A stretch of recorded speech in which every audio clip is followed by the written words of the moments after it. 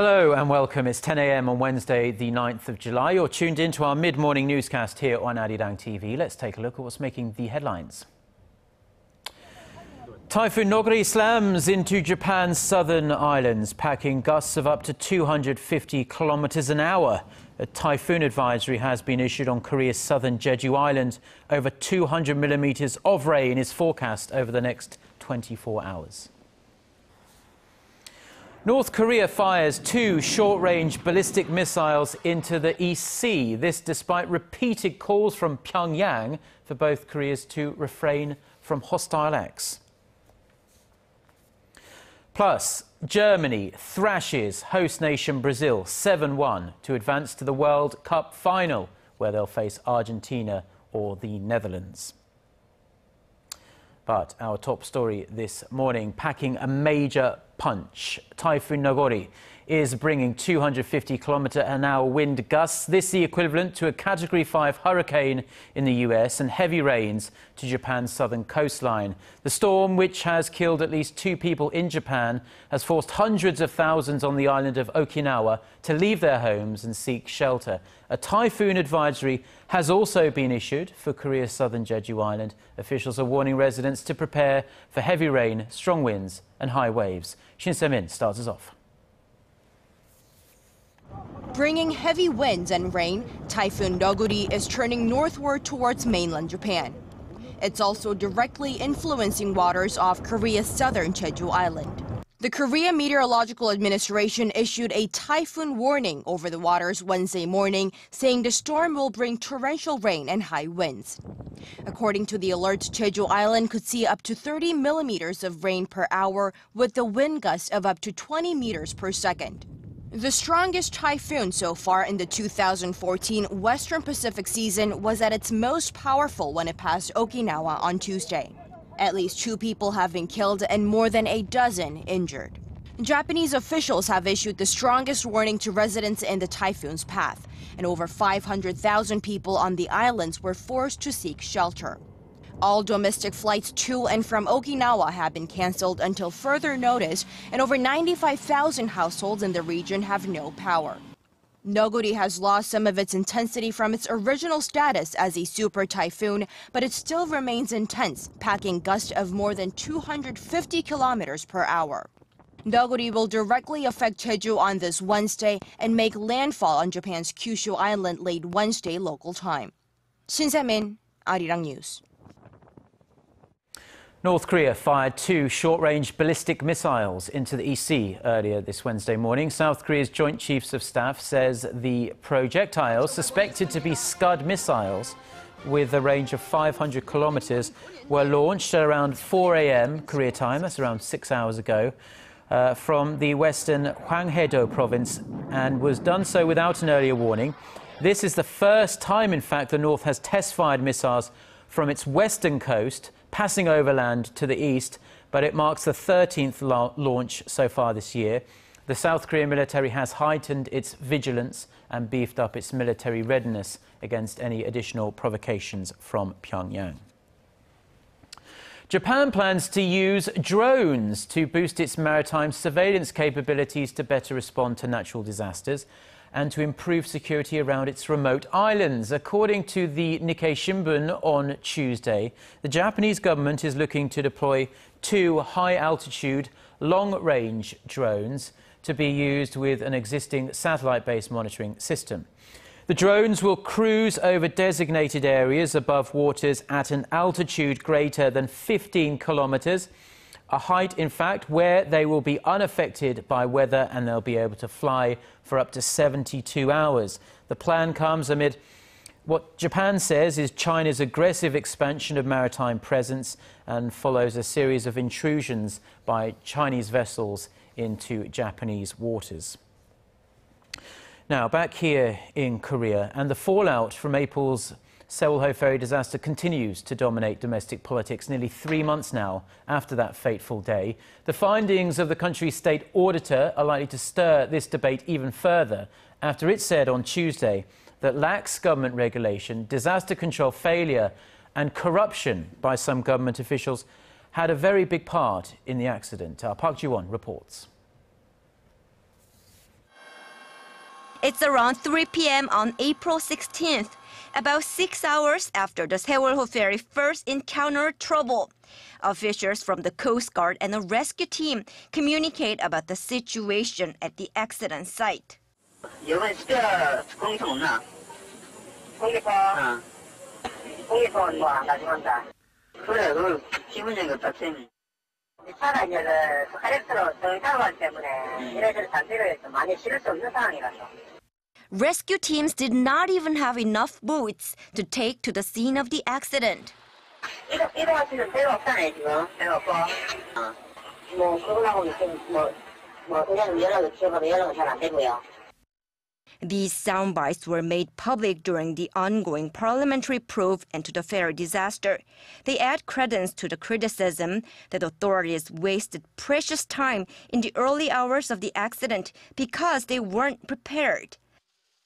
The Board of Audit and Inspection of Korea also found the information provided on a form submitted by the ferry operator to receive a navigation license for the Seoul ferry was altered and that the local Maritime Affairs Administration failed to catch it. Cargo was also not reported properly. The ferry operator had reported that 97 vehicles were aboard the vessel that day, but in fact the number was nearly double that at 185. Another factor leading to the capsizing.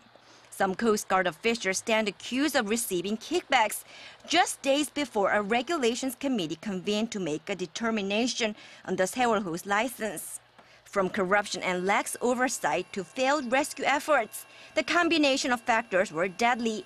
Nearly 300 people have been confirmed dead in the tragedy, and 11 people remain unaccounted for. Park Ji-won, ARIRANG News. Now, in the wake of that awful ferry disaster, Korea's Prime Minister has announced plans for a new committee aimed at radically reforming the country from the bottom up. Now, Choi Sun reports on how the group will include and draw upon the talents of civilians. The government has put forth a new plan to have civilians take part in President Park's national reform drive. Having the government and civilians take part in the National Reform Committee under the Prime Minister's office, I plan to establish a joint participation system. In an address to the nation Tuesday, the Prime Minister said the committee will gather public opinion on reforms and ways to improve national safety and rooting out social corruption. This comes after President Park pledged sweeping reforms within the government and the public sector in response to April's deadly ferry disaster. Chung added the committee will mainly focus on bolstering public awareness and safety inspections. After a thorough discussion at the committee, we will finalize a master plan on safety innovation, a blueprint for safer Korea by next February. Vowing to set a framework for public reform within the month, the Prime Minister also urged the Parliament to support a swift passage of government restructuring and reform-related bills. A key part of President Park's restructuring plan includes establishing a safety ministry to oversee management of all forms of natural and man-made disasters. Prime Minister Chung, who was retained after he resigned to take responsibility for the government's lax response to the ferry accident, also promised the public that he would communicate better with the people as well as political parties and not hesitate in delivering public opinion to the president. Choi Yu-sun, ARIRANG News. Now, staying with domestic politics, and Korea's Finance Minister nominee Choi Kyung-hwan has promised all-out efforts to boost domestic demand, to lead the economy out of a low-growth trap. In particular, the nominee says he wants to make it easier for home buyers to get mortgage loans from banks. Our Ji Myung-gil reports. Finance Minister nominee Choi Kyung-hwan says his initial focus will be removing red tape and other restrictions that make it difficult for consumers to buy a home. In his parliamentary confirmation hearing Tuesday, Choi said one area he will attend to urgently is easing what he called outdated restrictions on housing loans. Debt-to-income and loan-to-value rules that have limited purchases have been in place for more than a decade, and there have been reasonable efforts to improve the system. We will come up with more reasonable measures. Che, who will also be a deputy prime minister if he is confirmed, said the government is requiring banks to excessively limit housing loans, as it has failed to change regulations written more than 10 years ago when there were worries about property market bubbles. Adopted during the housing market boom, the rules strictly restrict the size of a home loan that can be given to home buyers. But the nominee did not say how he would bring the nation's rapidly growing household debt problem under control. Critics say it will only get worse if loan restrictions are eased. Che said the need to boost domestic demand has become more urgent as the April ferry disaster prompted many consumers to refrain from leisure activities, thereby slowing the recovery. The economic team will place its focus on boosting domestic demand through increasing household income and improving consumer sentiment. The nominee also said he was opposed to tax hikes aimed at making up for a revenue shortfall, adding that revenue should be raised by boosting economic activities, not by raising taxes. Che said when it comes to extra budget, he said the government would take a comprehensive approach, looking into the economic conditions, and that the government is in the middle of crafting a budget plan for next year. Kim Young-gil, ARIRANG News. Said that a team of South Korea. Get connected to Korea and the world. Join us every weekday for the latest developments out of Korea, Asia, and beyond. On air, on your mobile, and online, we lead the way every day. ARIRANG News. To try and resolve the crisis in Ukraine, the European Union also offers 15 billion. The Korean government carried out 70% of regulatory reforms it planned to conduct in the first half of the year. The Ministry of Strategy and Finance said Tuesday that it revised 19 out of 27 regulations, including easing restrictions on food trucks and increasing support for small and medium-sized enterprises dealing specifically with chemicals. Regulations that still need work are removing blockages to the growth of SMEs and allowing the construction of manufacturing plants within complexes near harbours. The government plans to complete reforms on most of the regulations by the end of this month. Deregulation has been high on President Park Geun-hye's economic agenda in her efforts to spur business activities and corporate investment. Korea's household debt has hit another fresh high, according to the Bank of Korea on Tuesday. The amount of household loans extended by financial institutions stood at 699 trillion won. That's roughly $692 billion US.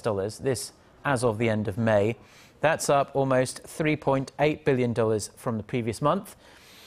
Now, although the figure has reached new highs for 4 straight months, this actually marks a slower growth rate than April. The central bank attributed the slower growth to a lower number of home purchases in May.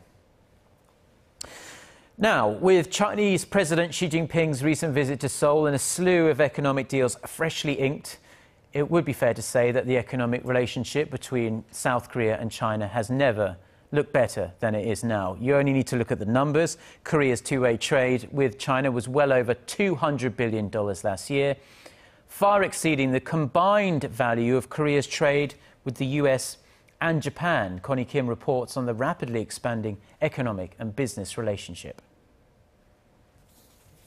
Trade volume between South Korea and China is expected to reach a record high this year, and bilateral economic ties are only expected to strengthen moving forward.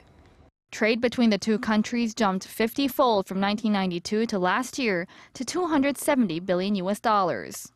China's past investments in Korea were limited to real estate and industries related to the Korean wave, but the landscape is changing. Beijing has diversified its investments into Korea's IT, service, and content sectors, providing a boost to the Korean market. Take Chinese investment company Tencent, for example. It promised in March to invest $523 million into Korea's CJ Games, far exceeding the amount of China said it would invest in Korea for the whole of last year, which was $480 million. However, it's not just these ties that will strengthen bilateral relations. Experts say the two nations should now expand cooperation in the financial industry to further facilitate trade, investment, and other bilateral economic ties. The biggest achievement with President Xi Jinping's visit to Seoul was pushing for economic cooperation between two countries.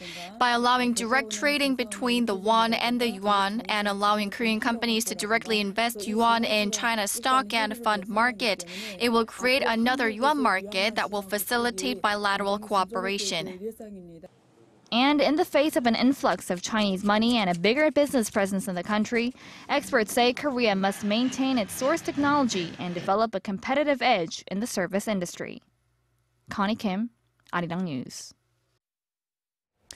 Fortune magazine's annual list of the world's biggest companies is out, and Walmart is back on top. Walmart regained the top spot on the Fortune 500 list, unseating energy giant Royal Dutch Shell, with nearly $476 billion in revenue. Samsung Electronics came in at number 13, as you can see there. That's up 4 notches from last year and 2 slots higher than its main rival Apple. A total of 17 Korean companies were listed, with SK Holdings and Hyundai Motor cracking the top 100 for the first time. Overall, the combined revenues of the top 500 companies was over $31 trillion, up 2.5% from last year.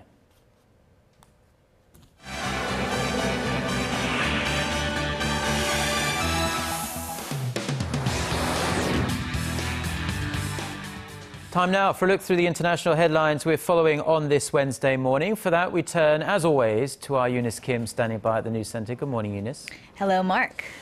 Now, Israel's offensive against the Gaza Strip is intensifying. Indeed, Israeli forces struck more than 100 sites on the Gaza Strip on Tuesday. Palestinian medical officials say at least 19 Palestinians were killed, including 3 children among them. Dubbed Operation Protective Edge, the offensive sent rockets targeting the homes of several Hamas operatives. Israel's military said it also took out a Hamas command center inside a civilian building. The Palestinian Islamists threatened an earthquake in response. Late Tuesday, a pair of rockets were launched deep into the Israeli side, targeting its commercial capital of Tel Aviv. They were intercepted by an Israeli rocket defense system, and in Jerusalem, residents took cover when air raid sirens went off. Israeli Cabinet Minister for Internal Security said a ground invasion into Gaza was possible in the operation that won't end in days. The presidential compound in Somalia was raided by al-Shabaab militants, bypassing the heavily fortified security. Militants detonated a car bomb near the entrance, then struck from 2 directions. Somali security officials say all the attackers have been killed. President Hassan Sheikh Mohammed was not at the compound at the time. A similar attack took place at the presidential palace back in February, also by al-Shabaab. The jihadist group lost control of the capital of Mogadishu in 2011.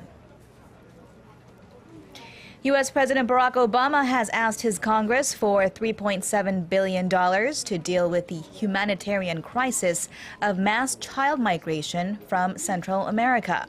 More than 50,000 undocumented children have arrived in the U.S. since October, depleting immigration resources. The emergency funds would be used in their transportation, detention, and care, and the speedy deportation of adults with children, as well as boosting surveillance at the border. In many of these cases, children were fleeing violence at their home states. Officials at the United Nations are pushing for the immigrants to be treated as refugees displaced by armed conflict. And finally, scientists are getting closer to the day doctors can predict the onset of Alzheimer's by a simple blood test. The study identified 10 proteins in the blood that could be examined to make the diagnosis with an accuracy rate of 87%. The study looked at 1,000 test subjects and was published in the journal Alzheimer's and Dementia. The hope is that by identifying the disease earlier, it would pave the way for effective drugs to halt its progression.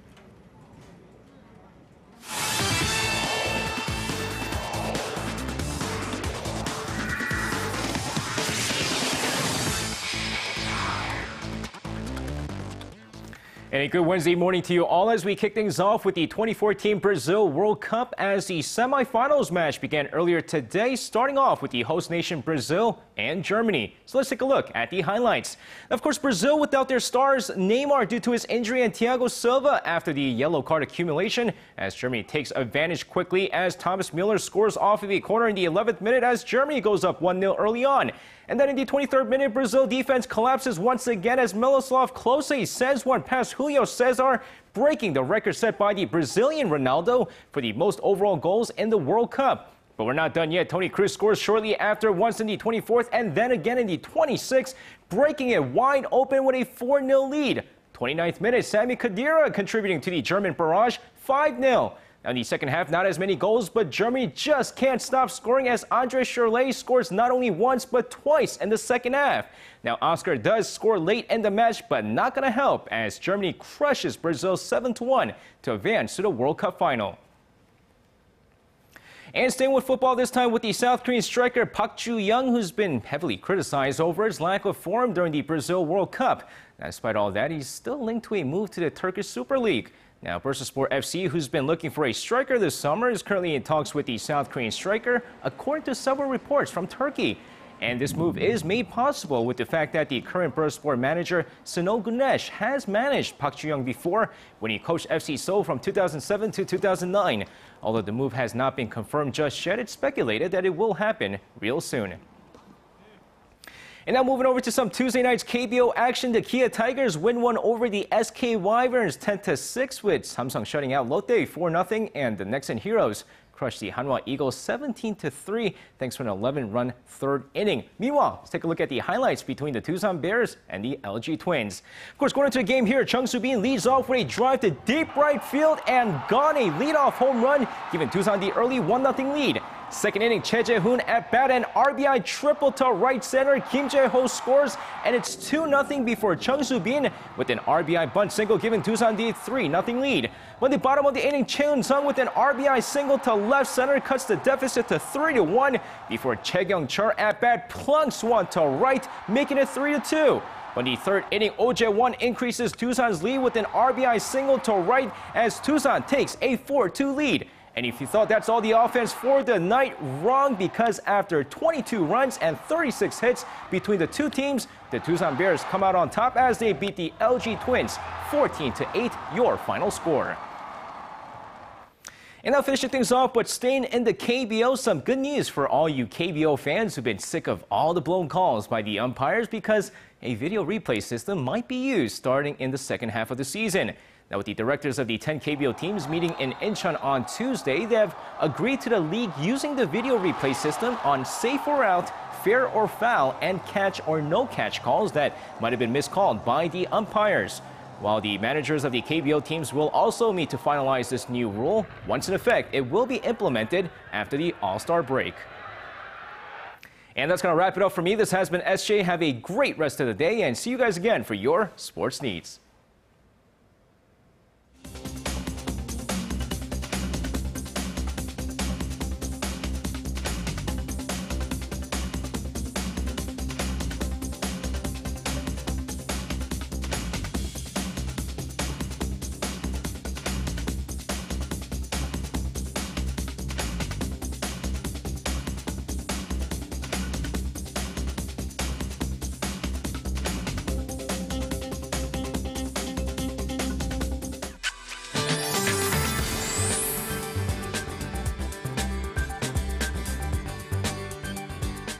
Good morning. The Typhoon Neoguri hit the Okinawa, Japan yesterday, and it's predicted to arrive to Kyushu tomorrow and should go through Japan next couple of days. And Korean Peninsula will be affected by it. Strong gusty winds and high waves are expected in the water south of Jeju Island and southern coast.